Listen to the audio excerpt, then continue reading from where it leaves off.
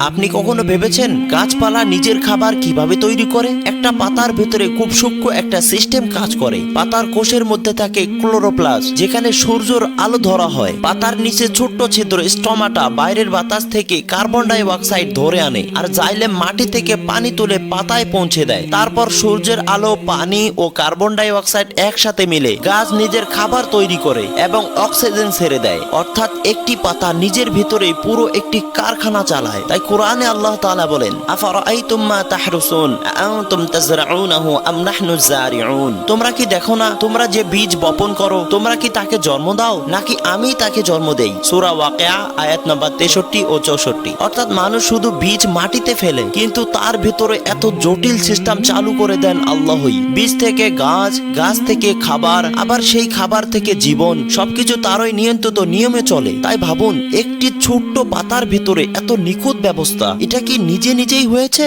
নাকি এটা সেই স্রষ্টার কাজ, যিনি বীজ থেকে জীবনের পুরো ব্যবস্থা গড়ে দিয়েছেন?